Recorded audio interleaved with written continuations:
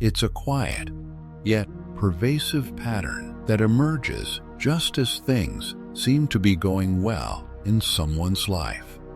A poor choice, an unnecessary argument, a preventable error.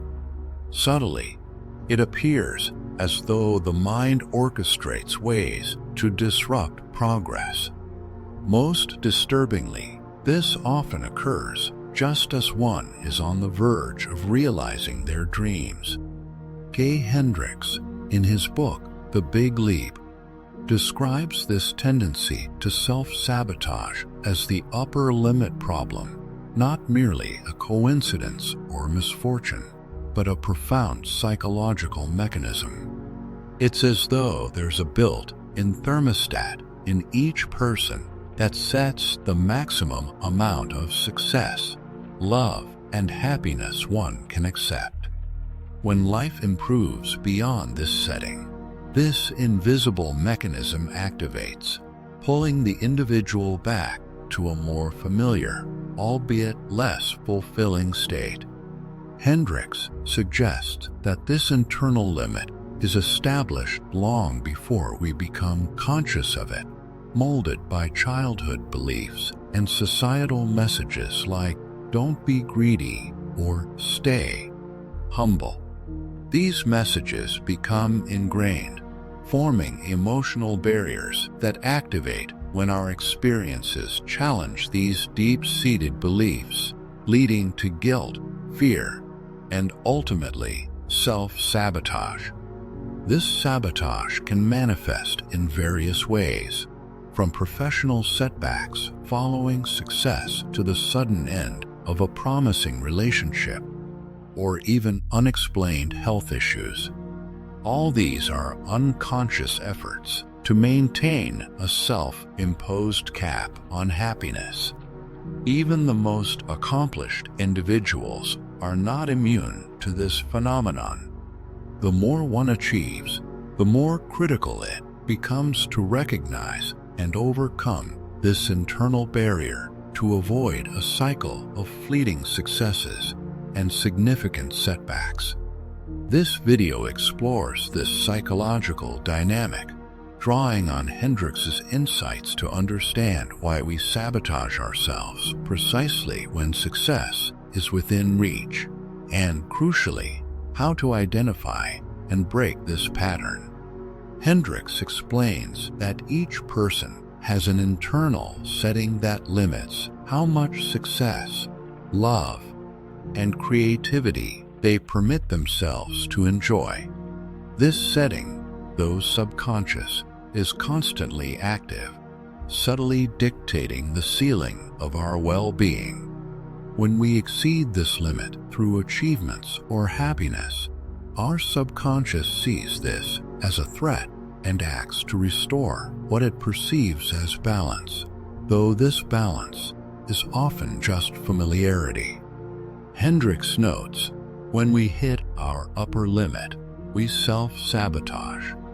It's not external forces that hinder our growth. It's us.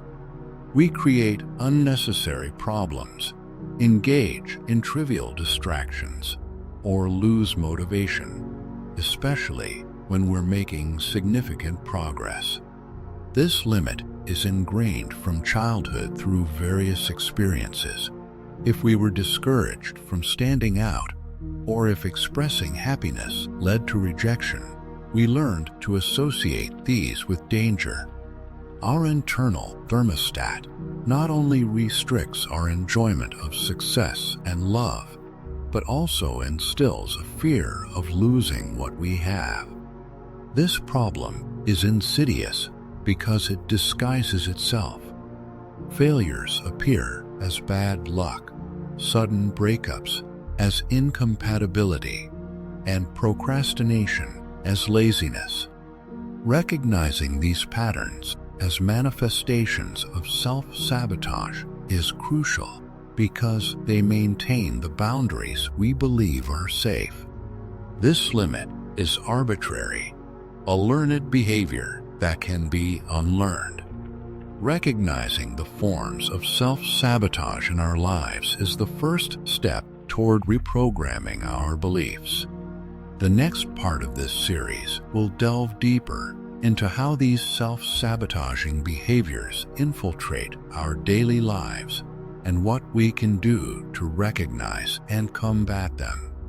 If this discussion resonates with you, consider subscribing to the channel for more insights. Thank you for your support. Self-sabotage is often subtle and sophisticated, rarely appearing as a blatant obstacle. It's usually disguised, making it hard to recognize until it's too late.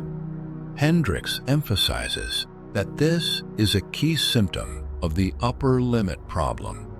He shares a personal anecdote where a moment of joy quickly turned to worry, a classic sign of exceeding his own happiness threshold.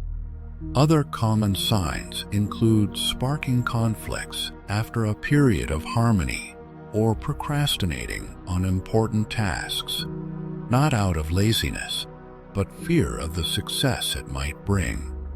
Understanding the origin of these limits, rooted in early emotional experiences, is essential for overcoming them. In the next video, we will explore these emotional foundations and how to dismantle them, paving the way for a life of sustained success and happiness. This journey is about choosing to break free from the narratives of limitation and stepping into a new level of potential. If you're ready to take this leap, comment below and let's affirm this commitment together.